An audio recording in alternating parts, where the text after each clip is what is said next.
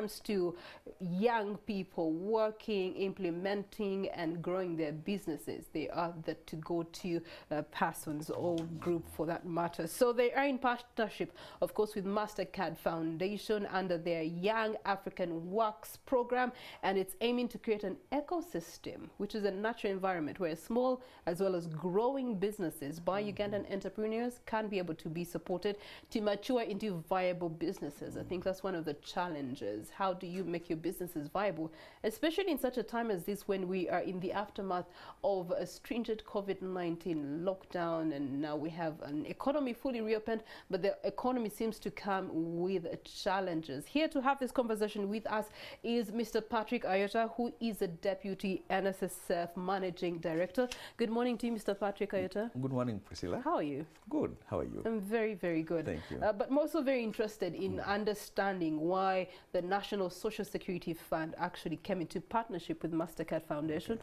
I know you have other partners to have this high innovator program installed. Actually, it's part of our future.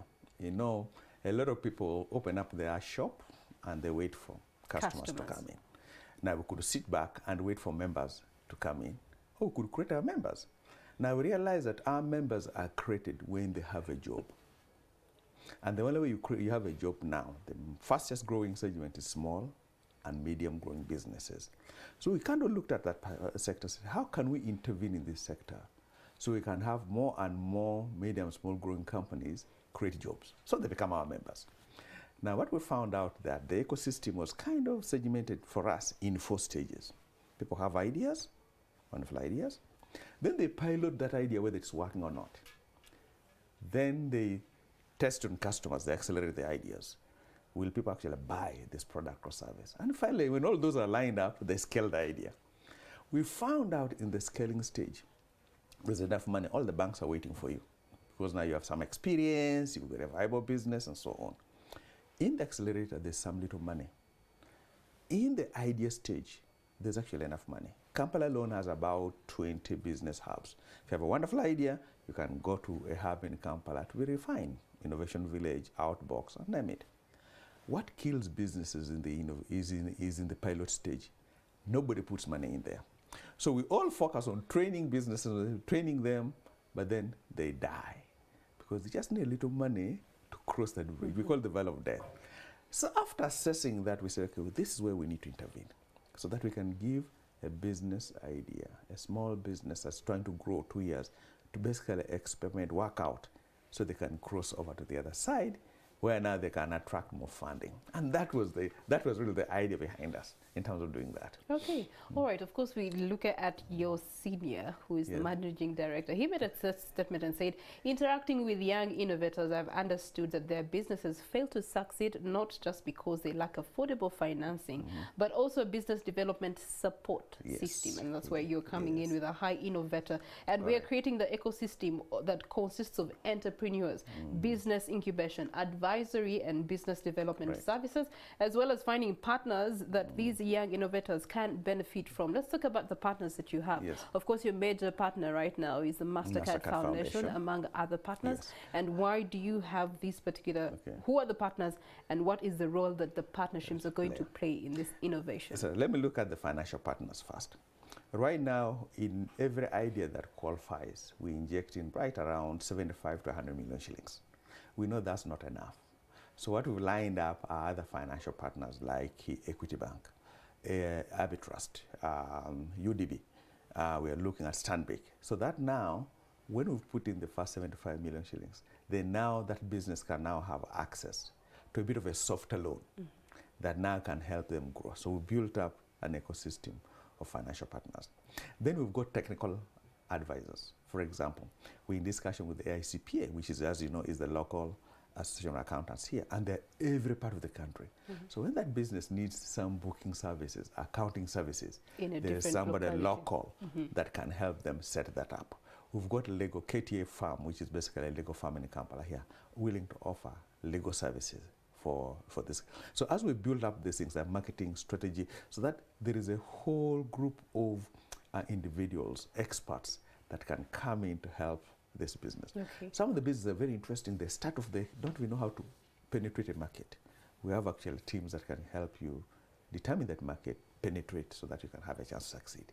Okay, all right. So NSSF High Innovators Program has actually won an award. Yes. Last year, you launched in May, Yes. and in December, you're already winning awards. The award that you won was very interesting, a Startup Champions Award. Yes. I think that went in to indicate that you had made the right decision in this direction. Yes. However, this decision is two-phased when it comes to implementation. Yes. Tell us more about the two phases. What we found out was we ran a pilot. That pilot told us that a lot of entrepreneurs start up. They're so focused on their idea that they forget that you need other elements to make a business to work. So the first stage was for us to build, actually we call it an academy. Right, it has got 8 modules. So you go through that academy. Self-paced, it's online. And how long does the academy run? Basically, how fast can you go through it? Because now it's open 24 hours a day. So it's up to you how much time you can put in to be able to complete the academy procedure. What we found out is a lot of people bring their business staff to go through the lessons together, because we're covering things like marketing, strategy, financial planning. So we give the concepts and we use local successful businessmen. So you read about Ematovo, you read about Kasozi. So in one day, so it is not strange. Not strangers. These are guys who have success, and you maybe know them. Relate to. Exactly. Yeah. Now we then take those concepts and you interactively respond to certain queries to customize your response to your business. That's the first phase. Once you've gone through that phase. Okay, and that phase happens, just for clarity, happens online? Online. Okay. Yes. All right. Online, but we've signed up a number of business hubs that are very supportive. For example, you may be in Arua, but you don't have internet. But there's a hub partner we've signed. Now you can go there and do the course through their own computers. Okay. In that way, it enables you to access this as you can. All right. So upon completion of that initial program, then you can move on to phase 2. Right. Only then can you move on to phase 2. Exactly. Now, what the phase 1 helps us also do, remember we have limited resources, is are there good ideas there that we can maybe now interact with the owners? Say, can we talk? Can we put in 75 million shillings, 100 million shillings? So that phase 2, we call it, now part of that is we call the funding phase. Okay. Once we fund it, we don't still leave you, because our goal is to help you cross that bridge so that you can now bring in venture capital to pitch to, and we hand them over to you. So it's a journey that we take with the entrepreneurs in the process. Okay. All right. So we want to also find out from you, Mr. Patrick Ayota, what are some of those topics when it comes to this entrepreneurship support that you get to address in this High Innovator Business Academy? One of the most interesting things with Ugandans that we've really had is I think I need to own 100%. Yes, that's a big challenge. It's my business, Yes, my money, business, my idea. Yeah. I should be the one gaining everything. I understand. The problem is you'll only grow as big as you are. Yeah. You want to grow your business, you either bring in other people's effort, other people's brains, or other people's money. Best example would be KFC when he went into partnership. Now he's all over the world, even though he's dead. So we find that mindset that entrepreneurs really need to change. I tell guys it's better to own 50% of $1 billion shillings than 100% of $1 million shillings. Much better. Okay. All right. So now we've heard about the program, and of course, then the people who are very much interested in getting this support. Who is eligible, and then how do they get to actually apply for this High Innovator program with NSSF? We don't want the idea to just have been in your brain. We want you to have tried it out at least for 2 years. Okay. And you've at least tried it for 2 years. You may not have had a high turnover, but you generate some little revenue. Could be 5 million, 10 million. But so we know is actually an idea that can work. And then most of the time that we're looking at now are people who can actually wanting or willing to be compliant. Are you registered with NSSF, with URA?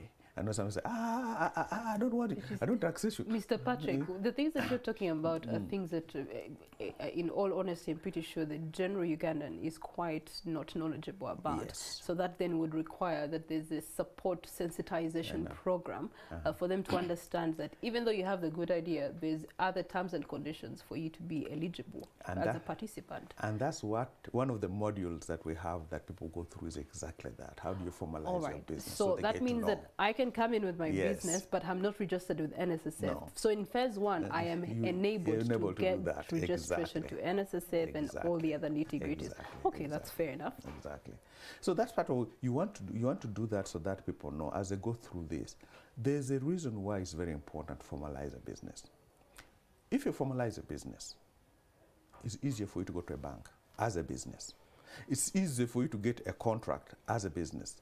It's easier for you to get a procurement as a business as opposed to being an individual. So most people look at the downside, now I have to pay taxes, which is not a bad thing, but it comes with a lot of benefits when you do that. Okay. Now, once we do that, now we are really targeting, we call the young people under 35. We now especially want the ladies because we are finding out in the first cohort when we launched in May, we only got about 28% female participation in both the accelerator program and in the second phase.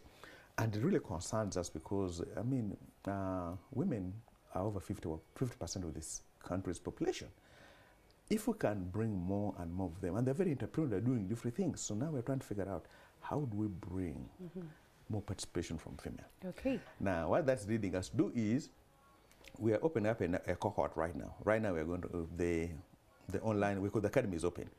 It opened last week.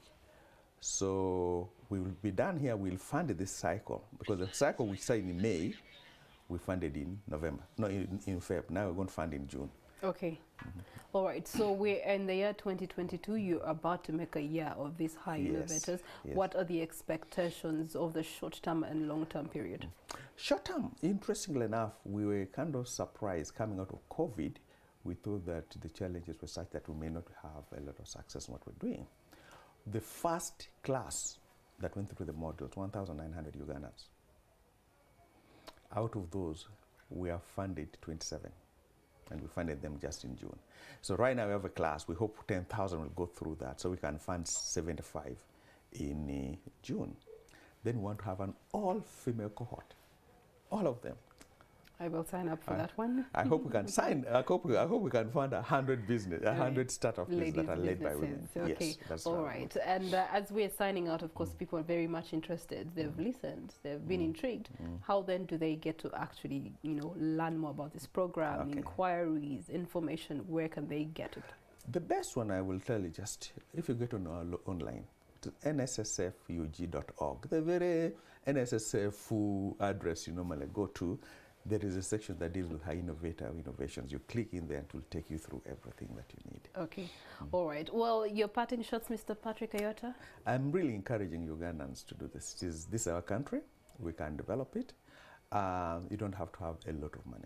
But if you are smart and if we can help businesses grow, it will be great. And the other thing, really, for the other businesses that are out there, please come and join the ecosystem. Because if you're a bank, this is your future customer. If you are a woman, this is your consumer. So if we do together and we provide the supporting services, chances are they'll succeed. Okay, all right. Thank you so much, Mr. Patrick Ayota, for your visit with us this morning, enlightening us about the NSSF High Innovator Program that was started May 2021. Of course, he has highlighted the successes and the beneficiaries, and more so this time around, they want to give a specific cohort intentional focus to women in businesses. And so they're looking for disruptive ideas, and your idea should have the potential to have impact, the potential to scale, the potential to be sustainable.